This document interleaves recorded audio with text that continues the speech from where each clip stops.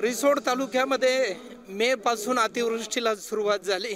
आज 25 सप्टेंबरपर्यंत सातत्यानं पाऊस चालू आहे। या भागामध्ये असणारे शेतकरी आणि त्यांच्या शेतामध्ये असणारं सोयाबीन, तूर, हळद, फळपिकं आणि भाजीपाला या पिकांचं प्रचंड मोठ्या प्रमाणात नुकसान झालेलं आहे। आजपर्यंत कुठल्याही प्रकारची मदत सरकारकडून शेतकऱ्यांना मिळालेली नाही आणि म्हणून हा तालुका अतिवृष्टीग्रस्त असल्यामुळं हा तालुका ओला दुष्काळग्रस्त घोषित करण्यात यावा। यासोबतच शेतातलं संपूर्णपणे पीक हातातून गेल्यामुळं जे पीक कर्ज शेतकऱ्यांनी काढलं ते नियमित असो अथवा थकीत असो ते पूर्णपणे माफ करण्यात यावं।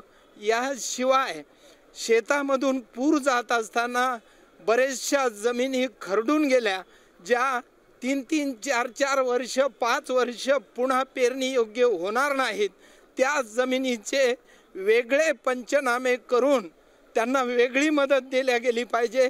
सरकारनं जी 8,500 रुपयाची पिकासाठी मदत घोषित केलेली आहे ती मदत आम्हाला मान्य नाही, शेतकऱ्यांना मान्य नाही। ती मदत सरकारनं वाढवून दिली पाहिजे। यासाठी आजचा मोर्चा काढण्यात आलेला आहे।